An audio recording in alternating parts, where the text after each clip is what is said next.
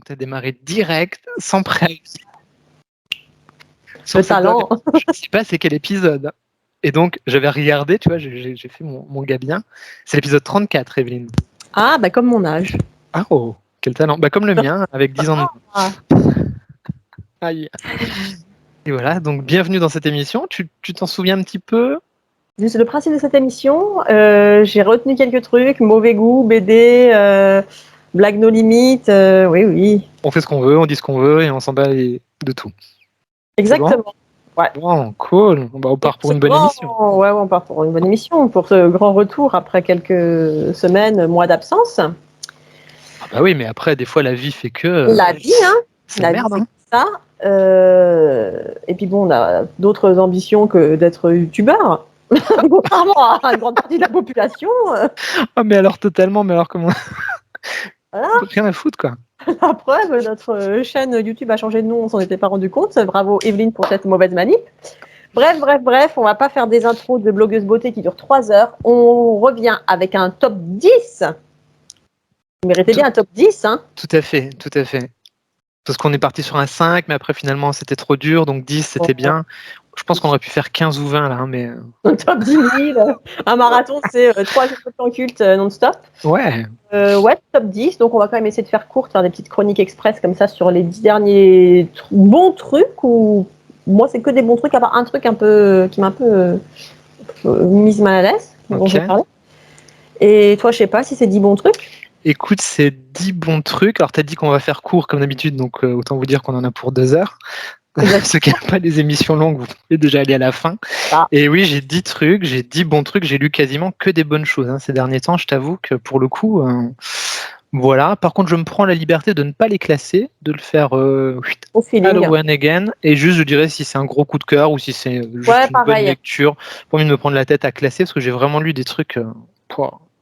Moi aussi, j'ai lu plein de bons trucs. J'ai quand même gardé pour le top 3, là, les 3 derniers, les trucs que j'ai préférés.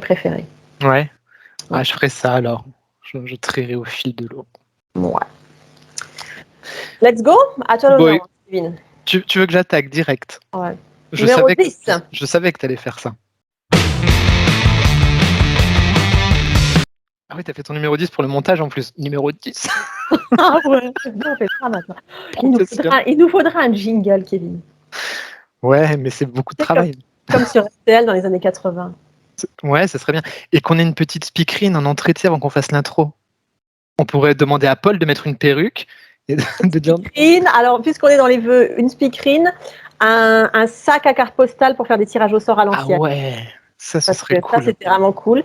Et puis, quand vraiment on aura du budget, stop ou encore. Tu sais, les gens, ils vont appeler un numéro surtaxé pour savoir s'ils veulent qu'on continue à parler de cette BD ou qu'on passe à autre chose. Ah, cool. Ah, vivement que ce soit une multinationale. Hein, l'avenir s'annonce radieux, Evelyne. Avec autant de projets. Surtout avec le sac à carte postale. Oui, c'est clair. Et Irano en speakerine. Surtout. Ah oui. Allez, je commence tranquillou. Je commence avec quelque chose de gentil. Je commence avec Yojimbot, tome 2. Ah, bah tu sais que je ne l'ai pas encore lu, donc je suis contente que tu en parles. Ah, voilà. C'est sur papier, mais pas lu. Tu l'as pas lu encore? Non. Pourtant, ça se lit plutôt vite. Donc, pour les 3 du fond qui nous ont pas suivis, on a parlé du tome 1 de Yojimbot dans Plan Cuculte avec les enfants d'Evelyne. C'était une lecture commune, qui était d'ailleurs une très très bonne lecture, un beau coup de cœur sur ce tome 1. Unanimité, hein. Ah ouais, tout à fait. Unanimité. Moi, j'avais été bluffé par le dessin, par l'histoire et tout. Et bien, pour le coup, ça continue. On continue sur la lancée. On va aller creuser la suite de ce petit personnage qu'on avait laissé en plan, ce héros, au départ. Et puis, on va suivre finalement sa nouvelle aventure. Il va rencontrer un nouveau robot qui va nous laisser pas mal de suspense, comme ça, pas mal de mystère, où on va avoir un petit twist plutôt sympa. Et puis, ça va être la quête, essayer de survivre sur cette île-là et surtout de s'en échapper.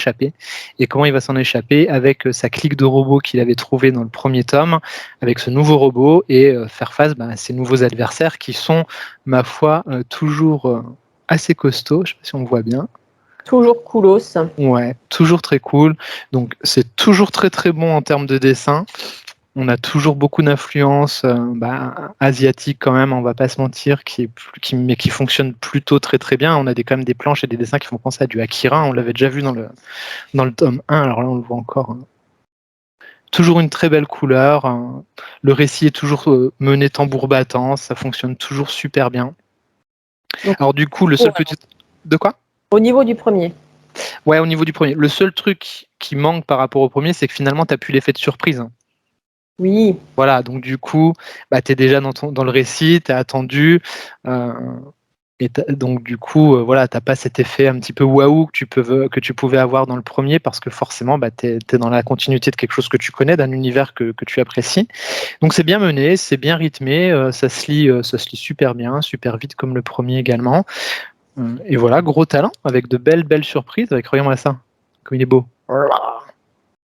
Magnifique celui-là. Yojimbot, niveau couleur, c'est. Bon, là, avec nos caméras, nos webcams pourries, notre Skype pourri, on s'en rend pas compte, mais Yojimbot, en termes de colorisation, c'est un truc de malade.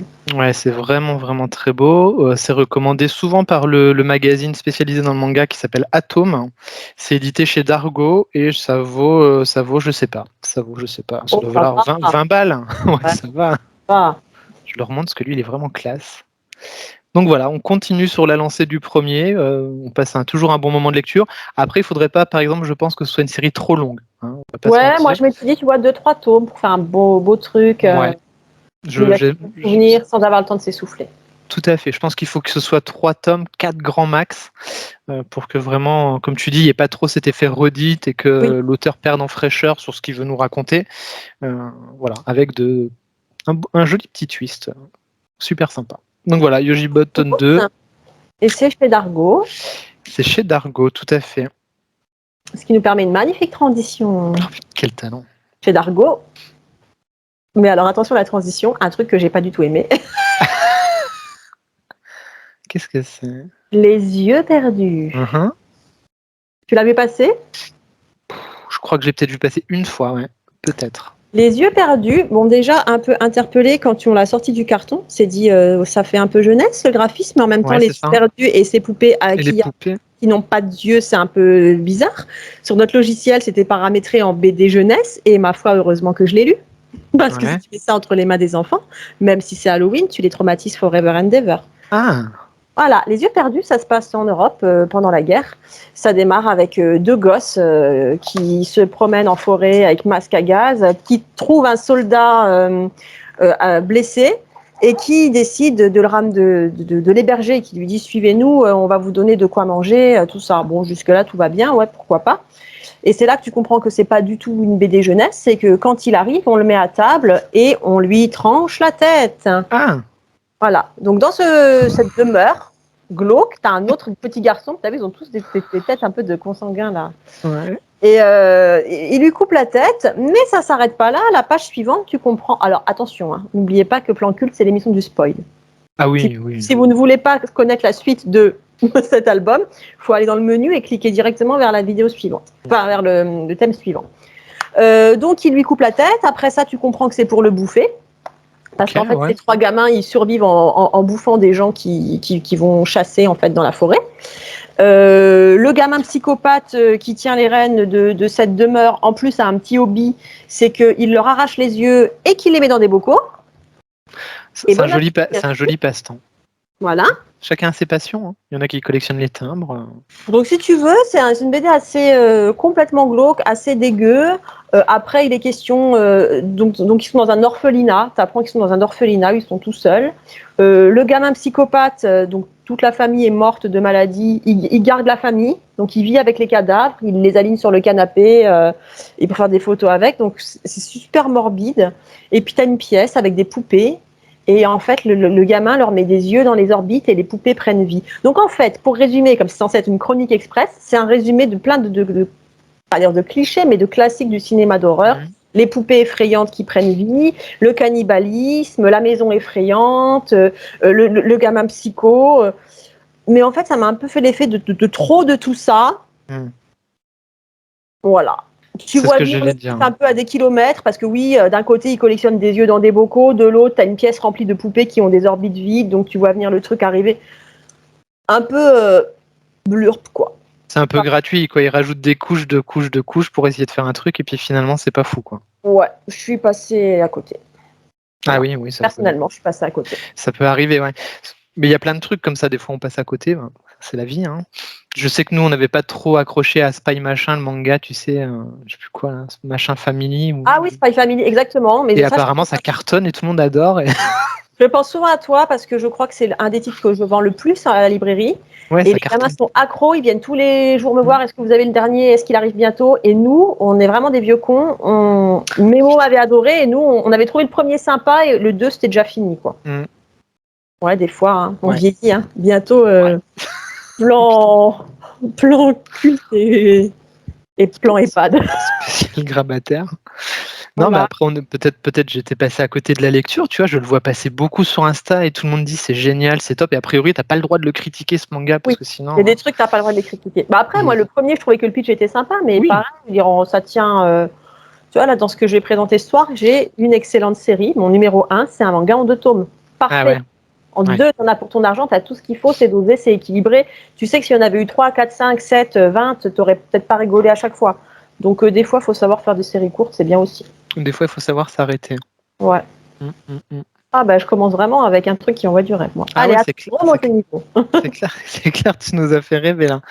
Est-ce que je parle de celui-ci? Allez, je parle de ce petit manga, peut-être que tu l'as vu passer. Absolument pas. Copélion, c'est ça, hein. Je regarde parce que je vérifie.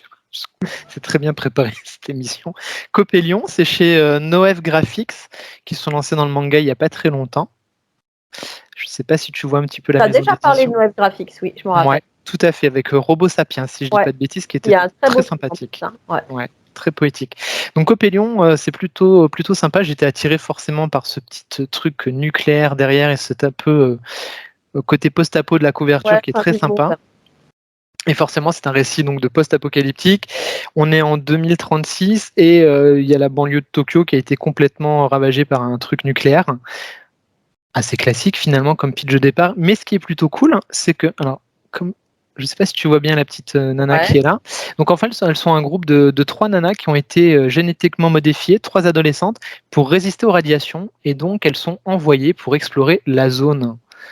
Mhm. Donc plutôt pas mal, tu vois, le pitch. Donc plutôt intriguant. Et effectivement, ça se lit plutôt très très bien. C'est plutôt très joli. Euh, j'ai passé un bon moment de lecture, tu vois. Le seul petit bémol que je peux dire, c'est qu'en fait, c'est une série qui va être en 26 tomes. C'est ce que j'avais demandé. Je dis, ça sent quand même la longue série, un pitch pareil. Voilà, donc on est sur un pitch qui est intéressant, avec les personnages sont super bien écrits, ça marche plutôt bien. Le trio avec les 3 personnages ados féminins là, qui ont chacune leurs caractéristiques, elles sont super agréables. Forcément, elles sont chapeautées par un mec, enfin par le gouvernement. Tu te doutes bien qu'il va se passer des petits trucs. J'essaye de pas trop spoiler quand même pour ceux qui voudraient au moins découvrir le tome 1. Donc ça marche super bien, super efficace. Ils vont trouver des survivants qui arrivent à survivre dans ce Tokyo complètement gazé, un espèce de Tchernobyl finalement, mais au Japon. Et ils savent pas pourquoi ils ont réussi à survivre. Donc il va y avoir toute cette espèce de petite enquête comme ça autour de ce truc-là. Hop, on le voit là, ils ont des combinaisons comme ça, je sais pas si on le voit, ce mec. Mais qui sont censés voilà, être moins bonnes que les leurs, donc ils comprennent pas trop pourquoi eux ils arrivent à résister aux radiations, alors que techniquement ils devraient être complètement cramés, quoi.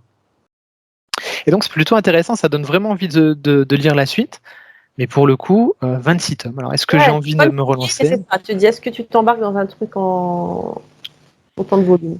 Ouais, et en plus tu vois visuellement c'est vraiment très beau, Oui, c'est beau. c'est vraiment super bien foutu. En Mais termes est-ce de... que ça reste passionnant, captivant sur 26 volumes, quoi? Exactement, c'est la grande question que je me pose. Alors là, pour le coup, je pense que je vais essayer quand même peut-être de me faire 2-3 tomes de plus pour savoir si ça traîne pas trop en longueur, si c'est pas trop creux. Et c'est vrai que comme je sors de The Promised Neverland à 20 tomes déjà, Ouais. Et cette série-là, tu vois, après le 15, ça commence à. ouais, c'est bien, mais il était temps que ça finisse, quoi. Ouais, c'est ça. C'est toujours bien, mais c'est vrai que quand tu es trop sur la longueur comme ça, par moment, tu peux toi aussi en tant que lecteur trouver un petit peu de redondance dans certains trucs. Donc j'ai peur qu'avec le pitch, ça parte un petit peu dans tout et n'importe quoi, et qu'on se retrouve avec un truc qui finalement soit bancal ou parte trop dans du what the fuck, peut-être. Voilà. Ouais. Donc j'ai peur que mes attentes de lecteur en plus C'est ça soient aussi. Des fois, on pas a des saisibles. attentes un peu balèzes et pour le coup, le tome 1 fonctionne super bien. Franchement, je m'attendais, ça correspond pile poil à ce que je voulais. Il n'y a pas trop de démons, de monstres, de machins. Ça reste un truc SF post-apo cool, carré, bien foutu, où tu t'éclates bien. J'ai peur que ça parte dans le n'importe quoi juste pour faire durer, en fait. C'est ma grande peur, en fait, sur ce titre. À suivre. Ouais, tout à fait. À suivre, et c'est très joli. L'édition, elle est très sympa. Enfin, voilà. Une bonne lecture. Je passe un bon moment dessus. On se le note. Ouais, à suivre. Alors après le truc dégueulasse, le truc déprimant. Wouhou Heureusement que je suis de retour pour péter l'ambiance Qu'est-ce avec que c'est? Mauvaise Fille. Ah, ça a l'air bien chez Cornelius, ça. Cornelius, vous connaissez, c'est quand même ultra indé. Mauvaise Fille, c'est une BD coréenne. Je te montre la 4e de couve. Ouh, ça a l'air gai. Mmh. C'est une BD coréenne super indé et c'est un peu sur toute la désillusion et toutes les difficultés de la jeunesse, des ados en Corée. On va suivre les aventures, je vous la fais courte, d'une jeune héroïne qui est une mauvaise fille avec de gros guillemets. Pourquoi une mauvaise fille ? Parce qu'elle fume des clopes, parce qu'elle s'en fout de l'école, parce qu'elle découche. Alors graphiquement, voilà, on est quand même sur un truc très très indé. Attends, je vais te montrer une page qui parle un peu plus. Moi, ça me plaît. Toi, c'est pour toi. Ça, Ouais. Kevin, c'est pour toi. Voilà. Ouais, ça me plaît beaucoup, ça. Et cette mauvaise fille, enfin du point de vue de sa famille, le père il la tabasse, pas de quartier quoi. Quand elle rentre en retard ou quand elle traîne en bas de l'immeuble en train de fumer. En fait, c'est juste une ado rebelle, semblable à un tas d'ados rebelles à qui on ferait peut-être juste une remarque ou qu'on punirait de PlayStation 3 heures. Sauf qu'elle, quand elle rentre et que son père lui tombe dessus, ça donne ça. Je sais pas si tu vois. Elle se fait tabasser à mort. Et je trouve que graphiquement, tu vois les scènes de violence qui est un peu dans un espèce de flou. Les scènes de violence, voilà. Je trouve que c'est bien fait, quoi. Ça t'en montre pas trop, ça te montre rien, mais t'es sur des plans. Tu vois, là, c'est une scène. Ouais. Il lui pète la raquette sur la gueule en lui tapant dessus. Ah ouais, c'est vraiment. Là, c'est très maîtrisé. On sent que l'auteur, il a envie de raconter son truc pour le sens, mais pas pour faire du voyeurisme gratuit, quoi. C'est ça, exactement. Et donc, c'est sur la violence à laquelle est confrontée cette jeunesse, qui veut s'en sortir, qui veut grandir trop vite. Donc, on va avoir des histoires. C'est un petit peu roman graphique d'initiation. Elle va fuguer, elle va se retrouver en marge de la prostitution. Tu te demandes si, du coup, elle va passer le cap ou pas. Voilà.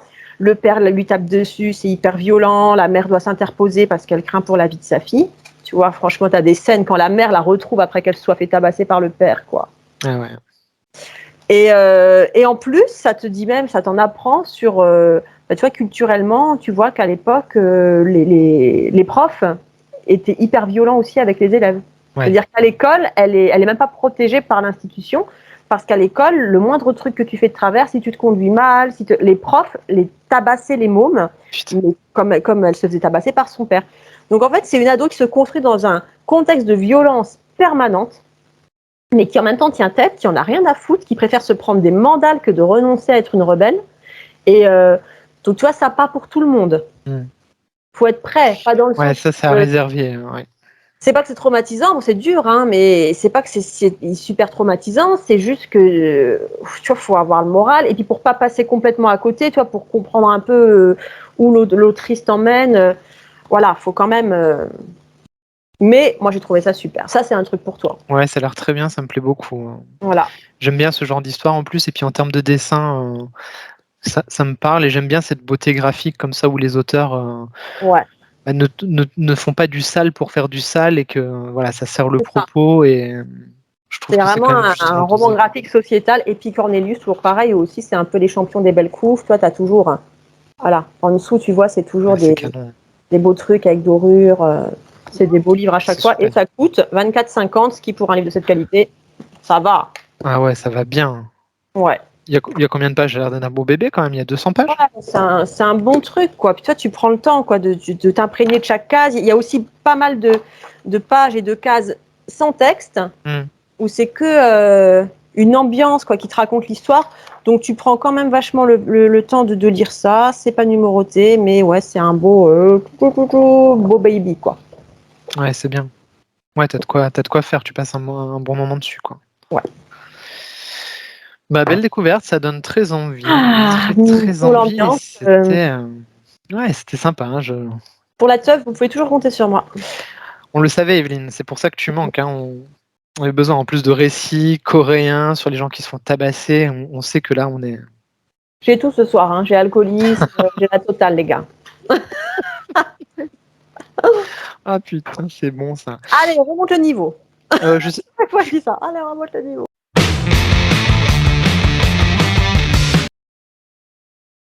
J'ai un petit doute. Ah. Bon, ça reste bien, mais j'ai kiffé le titre et je l'avais vu passer sur Insta et ça s'appelle Immonde. Putain, j'ai pas vu, moi. Sinon, évidemment que j'aurais lu Immonde. Alors je me suis dit pour Plan Culte quand même un titre qui s'appelle Immonde. Ouais, d'ailleurs Plan Culte, on va changer le nom, ça va s'appeler Immonde. Et là on le voit un petit peu, mais tu vois, c'est phosphorescent. Ah ouais, puis Immonde, point d'exclamation. Ouais. Donc c'est de la BD française. On est chez Glénat et c'est de la BD indépendante. Pour le coup, c'est écrit par une nana qui s'appelle Elisabeth Holville. Alors je connaissais pas du tout. Et c'est une sorte d'hommage aux films de genre et aux films de genre des années 80. Ah, c'est pour ça. Ouais, voilà, bien inspiré du petit groupe d'ados qui va découvrir des choses. Donc en gros, ça se passe dans une petite ville qui était complètement abandonnée économiquement, mais finalement une entreprise s'installe parce qu'elle découvre un nouveau minerai qui est capable de produire énormément de matière nucléaire. Bien plus que les atomes classiques. Donc voilà, c'est l'histoire autour de cette centrale-là. Qu'est-ce qui est fait dans cette centrale? Et donc on va suivre l'histoire de deux ados qui sont du cru et qui vont être avec une autre nana qui vient de la région parisienne et qui arrive dans cette petite ville de banlieue et qui va découvrir des choses. Ils vont découvrir des gens défigurés, ils vont avoir des gens qui disparaissent et ils vont mener l'enquête. C'est genre Stranger Things made in France, quoi. Ouais, c'est un peu ça. Alors attention, c'est de la BD indé, hein, donc en termes de graphisme. Mais ça s'appelle Immonde, c'est vraiment immonde? Il y a un truc immonde dedans? Ouais, bah des gens défigurés. Ouais, des gens un peu immonde quand même. Je pourrais résumer en disant qu'il y a des gens défigurés, qu'il y a des monstres, que ça parle de la découverte de l'amour, ça parle de la découverte de l'autre, ça parle de critique environnementale, critique sociétale, c'est un petit peu de gauche, ça faisait longtemps que je l'avais pas placé. Donc on le voit, ce monsieur, tu vois, sans visage. Oui, il a un trou dans la tête quand même. Voilà, il a quand même un trou dans la tête. Mais c'est jamais trash, c'est jamais glauque. On est vraiment sur de la BD, de l'ambiance à la David Lynch, tu vois, mélangé à du Stranger Things, mélangé à du Goonies, pour le côté un petit peu clan. Plutôt bien construit en 3 actes, avec une bonne montée crescendo vers le truc final. Et ça passe bien. Franchement, c'est une jolie lecture. Voilà, j'ai bien kiffé dessus parce que ça fait référence à plein de trucs que nous on connaît, qui sont des vieux cons. On aime bien. La mise en couleur, elle est très jolie, très douce. Pareil, ça reste une BD, je pense, qui n'est pas pour tout le monde dans le sens où c'est quand même, je trouve, extrêmement indépendant, même si c'est édité chez Glénat. Mais j'en parle souvent, on aurait pu très bien les retrouver chez les copains de l'employé du mois.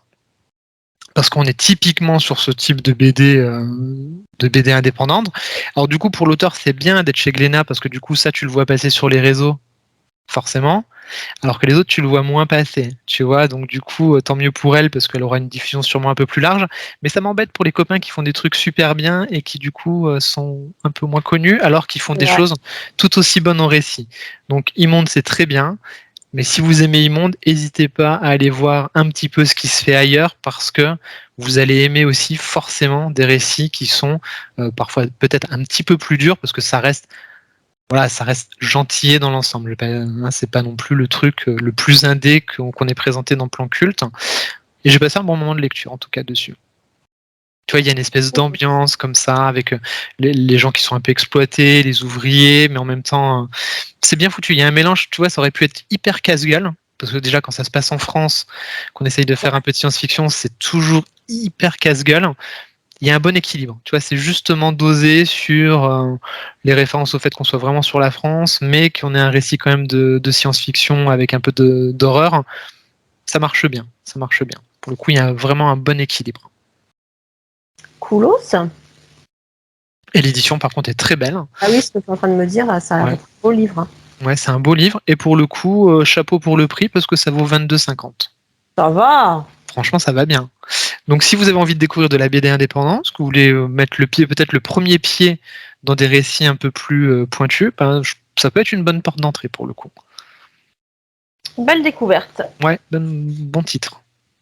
On continue avec cette magnifique transition, toujours sur de la BD, sur un auteur indépendant. Chez Dargo, donc pareil, comme tu disais, des fois tu as des trucs super indés qui sortent chez des gros éditeurs. Ouais. Le lait paternel. Alors ça, je l'ai vu passer partout. Je suis curieux d'avoir ton avis. Hein. Le lait paternel, c'est un récit autobiographique. L'auteur est allemand.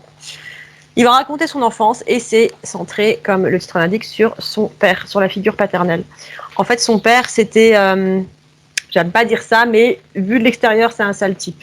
C'est-à-dire que c'est un homme à femme qui trompe ouvertement son épouse, qui ne rentre jamais à la maison, qui crame la paye en boîte, en payant des coups aux meufs avec qui il veut coucher, enfin en tout et n'importe quoi.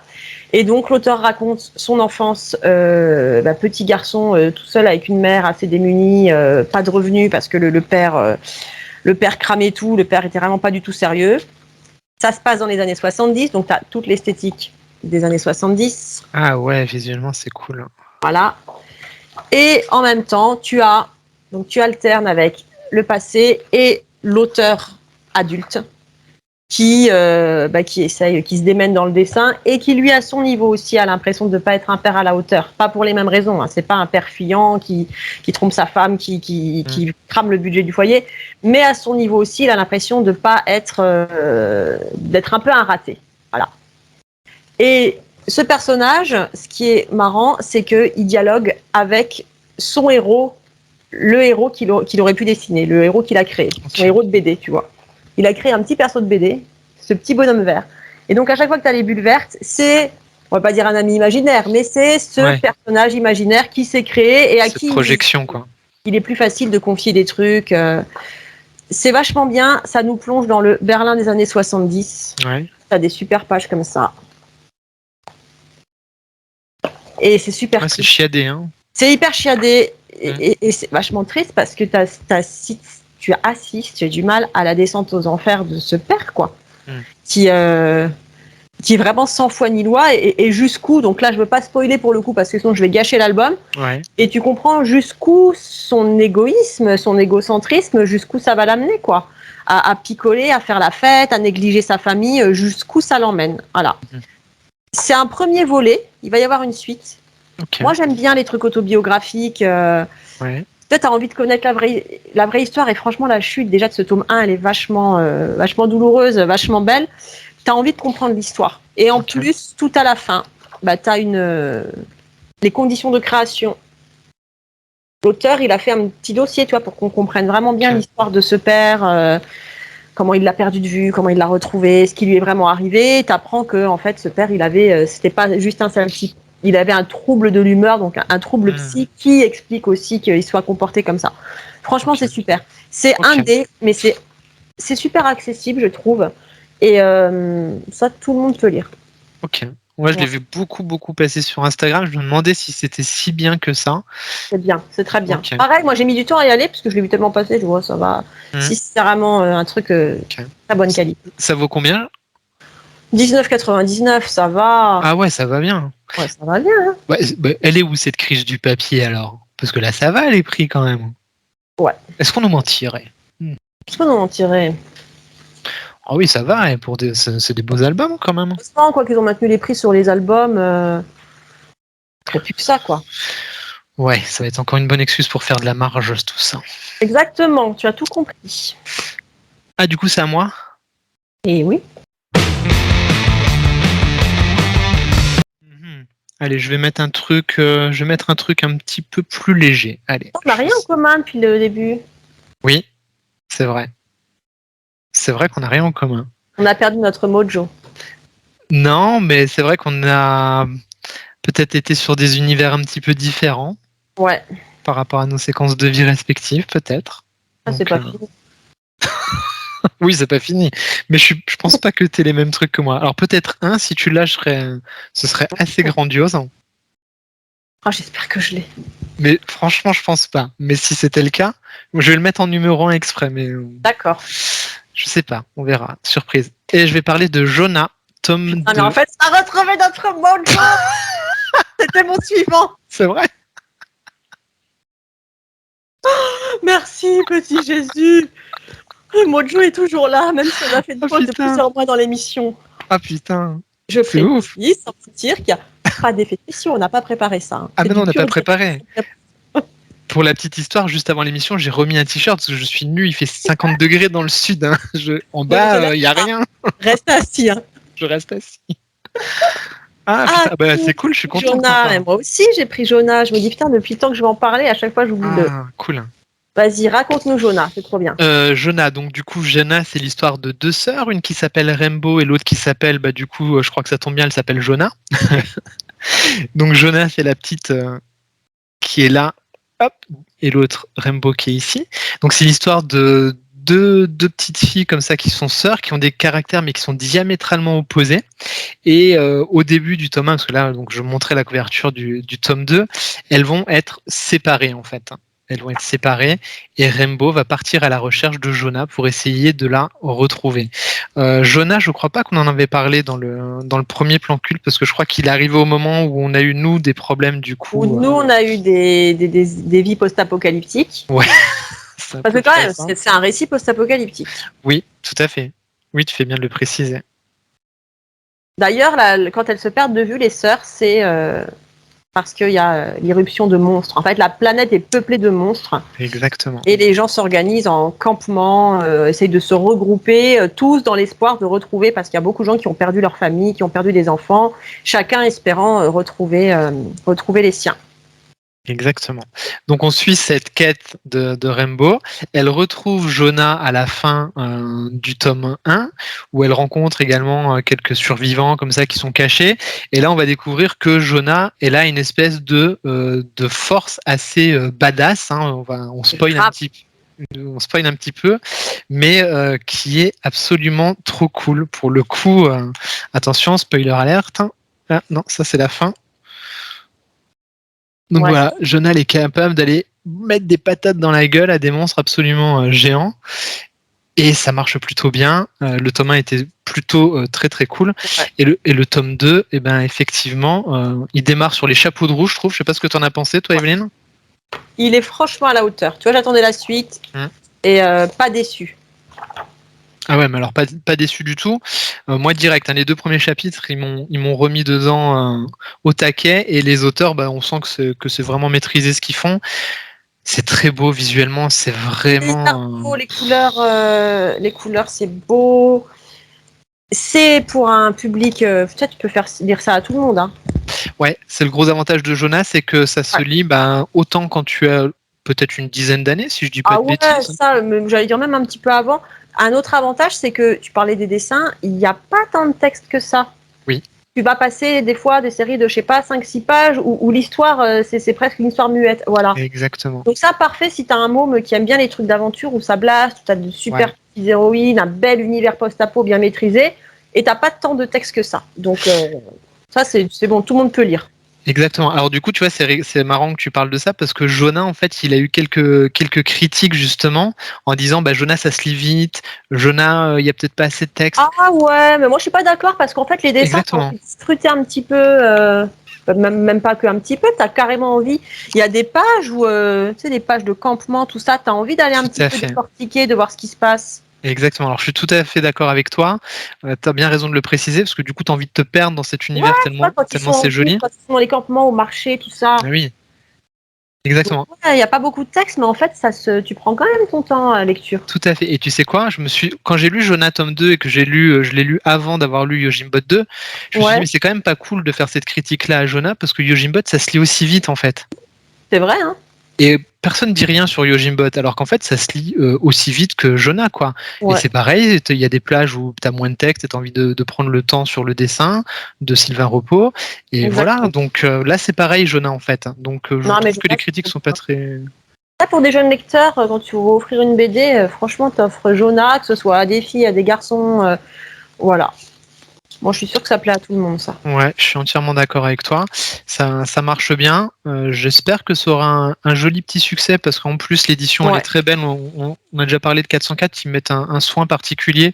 J'avais fait d'ailleurs un live avec le directeur de collection où il nous explique un peu son travail d'édition, où il a une vraie volonté de faire entrer la BD, de le considérer comme un livre, comme le livre objet, comme un roman en fait qu'on garde, et donc il met un soin particulier aux couvertures qu'il fait, au choix du papier, au choix de. C'est toujours des belles couves, on en a déjà parlé, soit tu as de la dorure, soit tu as un beau vernis sélectif, des belles couleurs, c'est Ouais. toujours des beaux livres. Il y a un beau papier, tu vois, Jonah, il y a une espèce de douceur comme ça, Ouais. on le retrouve dans le toucher du papier. Il y a une vraie volonté éditoriale derrière, et pour un prix, je crois que c'est 14,95 le truc. C'est ça. Ouah, ça va. Bah, quand tu as du franco belge à 15 balles que tu lis en 2 secondes et demie, bon, voilà. Donc Jonas, c'est vraiment bien. Je voulais en dire un petit mot et réhabiliter le fait que, ouais, peut-être ça se lit vite, mais Jonas, tu vois l'avantage. Quand j'ai lu le 2, bah, je me suis refait le 1 dans la foulée. J'ai pris autant de plaisir qu'à ma première lecture. Ça m'a pas pris 3 plombs. Et enfin, franchement, non, je trouve vraiment que c'est Ah ouais, Jonas, c'est un bon titre. comics. Mais 404 Comics, on est toujours content de ce qu'on lit chez eux. Oui, pour le coup, pour le moment, ils font un beau boulot éditorial. Donc, Et les choix en jeunesse, je trouve que ça sort vraiment du lot en plus. Oui, c'est ce qu'il explique. Il fonctionne beaucoup au feeling et au coup de cœur. Et son approche est intéressante. Je vous invite alors là, du coup, à aller voir sur ma chaîne où il est interviewé. J'ai mis le live parce que c'est vraiment passionnant ce qu'il raconte. Il se met vraiment. C'est un lecteur, donc il dit je fais des livres que moi j'achèterais. Ouais. Donc soit qu'il ait le coup de cœur et en termes de tarification. Donc il se dit un titre, je veux pas le mettre à plus d'un certain montant parce que moi en tant que lecteur, j'irai pas. Donc je vois, il y a vraiment une approche qui est cohérente et intelligente par rapport à nous qui sommes que des lecteurs, quoi. Cool. Ouais, très cool. Allez, je vais mettre un petit truc tout doux là. Tu t'y attendais pas, hein? Bah, on vient de mettre Jonas, c'était assez doux. Ouais, bon, elle tue des monstres. Hein. Et c'est la post-apocalypse. Là, Ouais, c'est aussi oui. la post-apocalypse. Ça va, c'est vrai. Ça va. Mais là, je suis contente d'avoir déniché ce truc, car c'est la post-apocalypse avec une approche poétique. C'est Escale à Yokohama. C'est chez Meian. Peut-être vu passer ça. C'est sorti il y a un petit moment. J'ai mis du temps à y aller parce que je savais pas. Je me suis dit, c'est quoi? C'est du shoujo. Ça faisait un peu. Ouais, la couve est ambiguë. Ouais. Ça faisait vachement girly. Et en fait, je lis le pitch. Alpha est un robot qui dirige un café perdu dans la campagne. Je dis, wow, c'est quoi ça? Oui, c'est bon, robot, un café perdu. Et voilà. Donc en fait, ça se passe dans un monde, on va pas dire post-apocalyptique, mais dans un futur quand même où la nature a été super dégradée, où le monde n'est plus comme on le connaissait, où les eaux ont recouvert une partie du Japon. Et tu apprends que dans cet univers, les humains ont cohabité avec des robots, hein, pour beaucoup d'entre eux. Et en fait, notre petite héroïne qui s'appelle Alpha, qu'on croit être une humaine, c'est un robot. Dont le maître tenait un petit café et qui attend sagement le retour du maître en tenant le café. Donc c'est tout doux parce que tu as cette petite ambiance réconfortante, tu sais, elle attend, elle sert des petits cafés au vieux monsieur qui habite à côté de chez elle. C'est hyper doux, tu vois, c'est le truc qui me vient. C'est vachement doux, c'est vachement positif. Tout le monde adore Alpha comme si elle était humaine. Elle, de temps en temps, elle se retrouve dans des situations où, en fait, elle déborde d'humanité malgré elle. Tu vois, quand elle écoute de la musique. Il y a toute cette problématique qu'on aime bien du robot, de la machine qui quand même éprouverait presque des sentiments ou comprend ce qui se passe dans la tête des humains. Et écoute, ces genres de titres, ça traînait sur ma pile depuis vachement longtemps. Je dirais, je vais le faire, ça va se lire vite. À la fin, j'étais toute émue, mais tu sais, dans le bon sens, quoi. C'est vachement réconfortant. Et puis, tu as envie de connaître la suite, quoi. Et c'est hyper doux, tu vois. À un moment, il y a une scène où le robot se met à danser devant les gens. Et tout le monde est scotché parce qu'en fait, il y a tellement d'humanité dans ses mouvements, dans ce qu'elle fait, que tout le monde... voilà. Et puis, alors là, je viens juste de commencer. J'ai tous les autres tomes qui m'attendent, mais tu sais, je vais avancer tranquillement pour bien profiter. Il y a combien de tomes? C'est hyper doux. Je crois qu'il y en a une bonne dizaine, 14, je crois. Ah oui. Et ça se lit tout bien. Il y a une touche de magie. En fait, c'est un peu inclassable. Tu vois, il y a un chapitre où il y a une légende. On dit qu'il y a une créature un peu comme une femme sirène, solitaire, qui sort des eaux. Tu as un petit peu de tout ça, quoi. Tu as un peu de folklore japonais, puis tu as ce truc, cette dimension futuriste. C'est inclassable, c'est hyper joli. J'ai envie de dire, c'est hyper douillé comme ça, tu sais, tout réconfortant. Et puis, des fois, ça fait du bien. Surprenant. Ouais. Escale à Yokohama. Je n'y serais pas allé, hein. Je t'avoue que la couve, elle me... Moi, j'ai mis du temps aussi, je te jure, je croyais que c'était du shoujo au début. Ouais.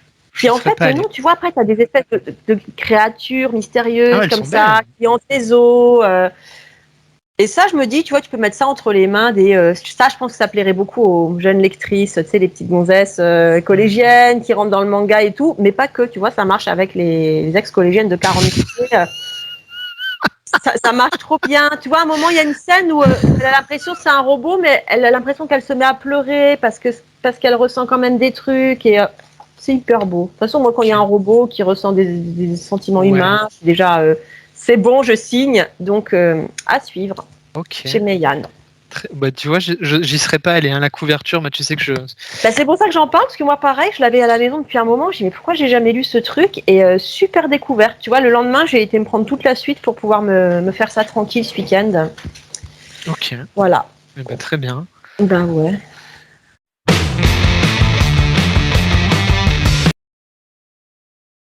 Allez. Oh, je vais mettre un petit truc un peu plus. Un peu moins douillet. Ouais, un peu. Oh, c'est fini pour le douillet, il aurait content. T'as vu ma gueule? Ouais, pas trop douillet là. Day Dark, tu l'as vu passer? Absolument pas, tu sais que je n'ai plus le temps d'aller sur les réseaux sociaux. Ouais, alors pas forcément sur les réseaux, mais comme t'as une librairie, parce que apparemment. Ouais, 30 mètres carrés, donc on doit faire des choix ultra. Ouais, tout de suite. Non, mais tout de suite la taille. Donc Day Dark. De quoi? J'ai pas entendu. Je ne l'ai pas vu passer, donc heureusement que t'es là. Je suis surpris, je m'attendais à ce que tu l'aies lu, ce truc-là. Day Dark, c'est quoi? Day Dark, c'est de la dark science-fiction. Donc ça va se passer dans l'espace avec pas mal de petits monstres quand même, j'ai envie de te dire. Un truc un peu glaucasse comme ça. Un peu glaucasse, j'aime bien cette expression. Un peu glaucasse. Donc on va suivre l'histoire de ce personnage que tu vois avec cette très jolie jaquette. Et regarde, effets spéciaux. Hop, voilà. Ah, joli. Joli. Mais on reviendra, il va y avoir un coup de gueule. Donc on va suivre l'histoire de ce personnage-là à travers l'espace parce qu'en fait, il a une espèce de force maléfique qui le rend un peu invulnérable et une légende dit que si tu broies ses os, et que tu récupères ses os, tu peux devenir en gros le maître du monde. Hein, je te le résume vite fait. Donc forcément, il va être pourchassé de toutes parts, mais protégé par cette tenue absolument inclassable. Cette tenue, il a également un sac à dos maléfique avec lui qui s'appelle Sac à dos. Comme celui de Dora. Voilà, sac à dos. D'accord. Voilà. C'est pourquoi j'ai aimé ce titre. Parce qu'il va y avoir des séquences absolument glauques qui va reprendre un petit peu quelque part l'esthétique de Geiger avec tu sais, le vide vraiment de l'espace, mais à la fois des monstres et des trucs un peu bizarres. Et en même temps, c'est bourré d'humour et ça tombe toujours, tu sais, t'as une séquence un peu glauque et mais c'est pour moi ça. Blague à la con totale, mais c'est totalement pour toi ce titre. C'est pour ça que je pensais que tu l'avais découvert. Non. Et genre, en gros, il vient de tuer des gens. Il dit bon, bah j'ai faim quand même. J'adore les spaghettis. J'ai envie de manger des spaghettis, quoi. Donc, et c'est complètement con. C'est complètement barré. Ça marche plutôt pas mal. Le fameux sac à dos en tête de mort, comme ça, qui replie derrière lui à chaque fois. Tu vas croiser des personnages qui s'appellent Death de la mort, donc je te laisse imaginer, tu vois, le genre de délire. Et en même temps, tu as ce petit personnage tout jovial, comme ça, quand il sort sa petite tête, tout con. Il a pas d'amis, donc il veut devenir ami avec Death de la mort, mais finalement, on se rend... de la mort. Death de la mort, mais rien que pour ça. Death de la mort. Rien que pour ça.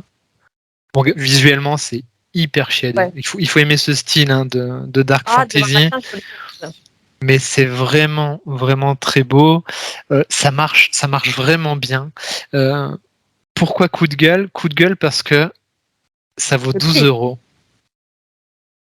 Et c'est du foutage de gueule par contre sur 12 € parce que en gros c'est juste Soleil Manga. Ça fait cher la petite jaquette clin d'œil. Hein. Voilà, donc la petite jaquette clin d'œil plus quelques pages en couleur au début et quelques pages en couleur vers le milieu. Ouais, enfin bon, maintenant de la page couleur, t'en as dans des mangas à 7 balles, quoi. Voilà, et 12 €, franchement, c'est juste abusé. Alors, il y a peut-être une autre explication, c'est que l'auteur s'appelle Q Hayashida, vous m'excuserez sur la prononciation, qui a fait un autre manga avant est très coté aussi et qui n'est plus disponible. Et donc, il joue peut-être sur le fait que ça sera un peu plus disponible à un moment donné. Tu vois, il y a peut-être ce côté-là. Donc, c'est vrai que les gens qui aiment ce genre de récit, qui ont aimé son œuvre précédente, se ruent forcément dessus. Mais derrière, je trouve quand même que la politique tarifaire, elle est un peu dégueulasse, quoi, parce que. Le nombre de pages, c'est comme un manga. Je vais te dire ça tout de suite, mais je crois qu'on est sur du 200 pages, classique. Ouais, un Voilà. peu. Quoi. Et donc 12 € quand on voit Jonah à 14,95. Ah, c'est ça. Voilà, je suis désolé, on peut pas me dire non, ça se lit trop vite. Par contre, vraiment, c'est cool. Day Dark, c'est très cool. J'ai passé un grand moment. Alors, pas pour ado. Tu dis que c'est un peu glaucasse. Ouais, on est quand même sur un public adulte quand même. Ou alors. En ado, quoi. Pas 13-14 ans. Ado 16 ans, quoi. Ouais. Ado 16 ans, moi je bossais en vidéoclub, je vendais des films de cul à 16 ans, donc je pense que ça passe. Oui, sur la nouvelle génération. Vous n'en avez pas parlé de. On fera une spéciale vidéoclub. La prochaine, on fait spéciale vidéoclub. Mais c'est très beau. Franchement, ça marche bien, c'est cool, c'est drôle.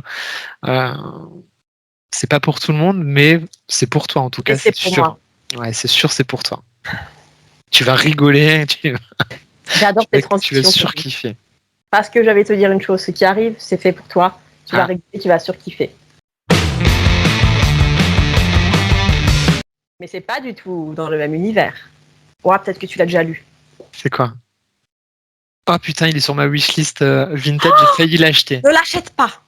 D'accord. T'as peut-être une amie qui te l'a envoyé pour ton anniversaire. On vient de me faire une proposition de prix dessus, pas plus tard que juste avant qu'on enregistre. Non, écoute, je dis ça vraiment au pire, mais peut-être que t'as une amie qui t'a envoyé un colis et qui l'a mis dedans. Il a l'air top, je suis content que t'en parles, ça a l'air vraiment bien. Je croyais que t'allais dire, je suis content que tu l'aies mis dans mon colis. Mais oui, genre, merci. Cette émission, c'est un spoiler d'anniversaire. Je suis censé faire le mec surpris. Mais tu sais qu'à chaque fois que je t'envoie des livres, je dis, waouh, mais il a les mêmes goûts que moi, donc si ça se trouve, ça, il a pas pu attendre et il se l'a acheté. Tu veux qu'on parle des cadeaux de Noël que je t'ai fait? Ah ouais. C'est le problème, quand on a les mêmes goûts, on s'offre des trucs que l'autre a déjà. Ok, donc sans transition, on a les mêmes goûts. Fun Girl. Ah, ça a l'air trop bien. Aux éditions Les Requins Marteaux. Ouais, ça a l'air top. Donc déjà là, t'as tout dit. Ouais. Fun Girl, c'est absolument pour nous. C'est what the fuck, c'est n'importe quoi. C'est super jouissif. C'est à ne pas du tout prendre au sérieux. C'est l'histoire d'une héroïne qui ne fout rien de ses journées. Bon, déjà, elle vit en coloc avec sa meilleure copine. Il y a mes deux gosses qui sont là. Oui, heureusement qu'ils ont le casque sur les oreilles. Ils sont sur leur écran, ils ne m'entendent pas. Elle passe ses journées à rien faire, à traîner au lit et à se masturber. Ah. Et alors, c'est toujours marrant parce que ces fantasmes sont décrits, sont illustrés. Tu vois ces fantasmes, tu sais. Ah putain. Voilà, quand elle vole au seuil de l'orgasme et puis quand ça arrive que c'est l'explosion du volcan. Voilà. Donc, elle ne fout rien de ses journées à part ça. C'est vraiment la pire coloc qui soit, qui débarque dans la chambre de sa coloc au mauvais moment parce qu'il lui arrive une connerie ou parce qu'elle a envie de commander une pizza, tout ça. Bref, c'est une grosse loseuse. Ah oui, j'ai envie de lire ça. N'importe quoi. C'est totalement what the fuck. J'ai envie de lire ça. Putain, après, elle trouve enfin un boulot, elle se fait embaucher dans les pompes funèbres. Trop bien. Parce que, franchement, ça c'est pour toi de A à Z. Et franchement, je peux même pas trop en raconter, pas trop spoiler parce que c'est du pur what the fuck, comme on adore. Je peux pas dire que c'est ça franchement vulgaire, tu vois, c'est pas du tout du Meg Mogul ou un truc comme ça. C'est pas vulgaire, c'est sûr qu'il y a des blagues pour adultes. Tu peux pas dire ça à ton enfant, même s'il y a ce super petit clin d'œil à un héros de la BD. Oui. Vous connaissez tous. Forcément. Et franchement, c'est génial. Il y a plein de références à des trucs qu'on connaît des années 80, 90. C'est les persos. Sa coloc, elle est en couple avec un mec qui est instituteur, vegan, écolo, machin, tu vois. Et c'est vachement rigolo. Ah, ça a l'air trop bien. Je suis content que tu en parles. Franchement, je sais plus où je l'ai vu passer. Je me suis dit, mais ce truc-là, il faut absolument que je le lise. C'est Gaëlle, notre libraire préféré. Ah, ok. C'est pu passer chez elle alors. Ouais, Gaëlle de BD Fugue Annecy, qui fait des super chroniques, qui l'a chroniqué. Je sais plus si c'est sur celui-là ou sur. Ça doit être Kevin, ça c'est pour nous. Ouais. Ah ouais. C'est sur ce titre-là que tu as mis le commentaire? Ah, sur celui-là ou sur un autre, parce qu'elle publie souvent, elle a un peu les mêmes goûts que nous, elle aussi. Ouais. Ça pourrait être la troisième du trio Plan Culte, si c'était un trio. Et franchement, c'est nimp. Ah ouais, ça a l'air trop bien. Je pourrais faire une fiche de lecture, c'est nimp, lol, parce que c'est que ça. Ça, franchement, tu en fais que rigoler. C'est trop bien. Putain. Ça a l'air vraiment bien. Franchement, ça a l'air vraiment très cool, quoi. Écoute, je te souhaite que quelqu'un te l'offre pour son anniv, comme ça tu pourras le lire. On verra Avant bien. de l'acheter sur Vinted. Hein. On verra bien. Mais franchement, j'ai failli juste avant. Hein. Et puis je me suis dit non, parce qu'en fait. Et tu sais pourquoi je l'ai pas pris? Car c'est ton Obey Month. Non, parce que mon obey, il est terminé. Parce que Ah, je venais de mettre à jour la commande que je vais t'envoyer. Et je me suis dit, bon, je vais quand même un peu abuser, alors je vais pas peut-être acheter Vinted tout de suite. Donc c'est pour te faire du chiffre en plus. Donc tu vois le cercle vertueux. Ça, c'est un vrai pote. Incroyable. C'est un vrai pote. Incroyable. Du coup, on avance bien. Hein. Ouais, on avance bien. Du coup, je parle de ça. The Mask. Ouais. Je voulais trop parler de The Mask dans Plan Cul. Delirium. Ouais, je veux vraiment trop parler. J'en ai parlé sur ma chaîne, mais je voulais vraiment en parler de nouveau dans Plan Cul. Donc désolé ceux qui me suivent aussi sur ma chaîne, parce que The Mask c'est trop cool en fait.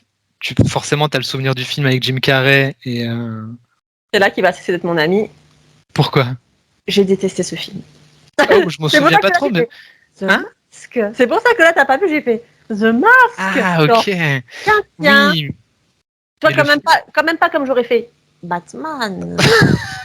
Mais quand même un petit peu The Mask. Quelle drôle d'idée. Ouais, bah, The Mask, en fait, c'est tiré de comics. Oui. Mais c'est trash. C'est pas la version édulcorée qu'on a eue. Ah, Jim Carrey. Même si la performance de Jim Carrey elle est ce qu'elle est et que voilà les effets spéciaux pour l'époque étaient cool et que ça reste une comédie familiale, hein, c'est une comédie familiale. The Mask, les comics, c'est pas une comédie familiale. C'est pas pour les enfants. Et c'est trop bien. Et c'est trop, moi, j'ai fait bien. The Mask pour le film, hein, pas pour le comics. Ah, ok. Oui, pour le film. Okay. Et je vais montrer juste quelques galeries de couverture, je montrerai après, mais j'en parle un peu plus en détail, mais quand tu vois des planches comme ça, mais qu'est-ce que ça déchire, quoi.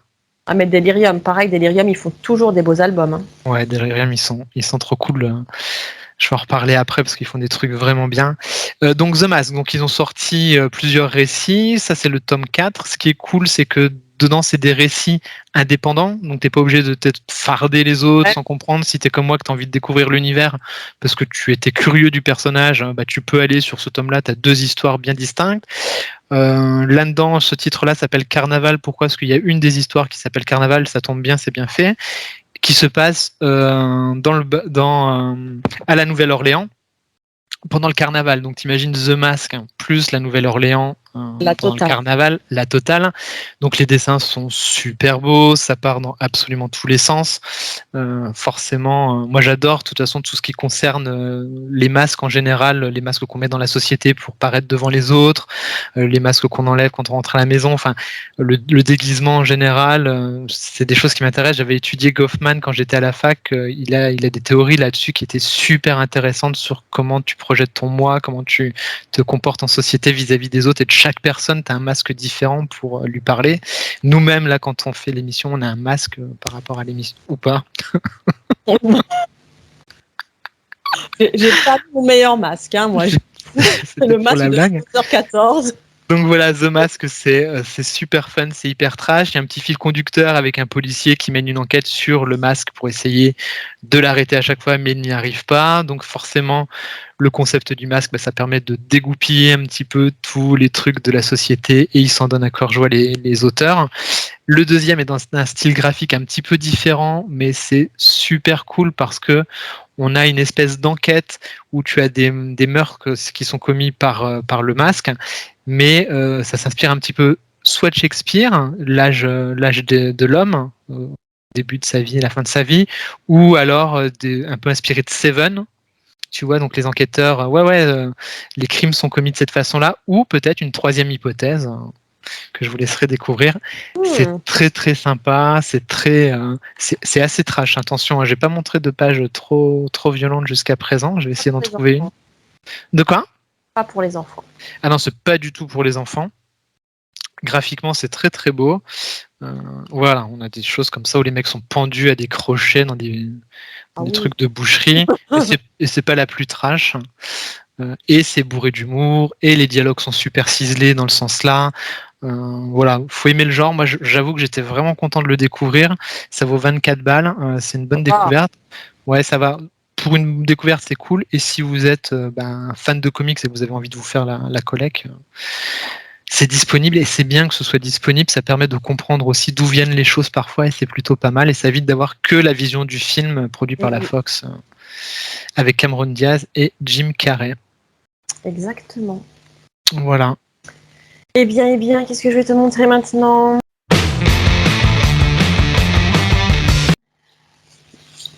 Un classique. Un classique qui a fait l'objet d'une réédition. Je crois que c'est sorti dans les années 90, cette affaire. D'accord.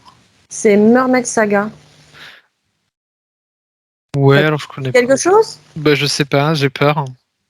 C'est de Takahashi. Takahashi, pour la génération Club Dorothée, c'est l'autrice de Maison Ikoku. C'est Juliette Decker. Ah oui, ok.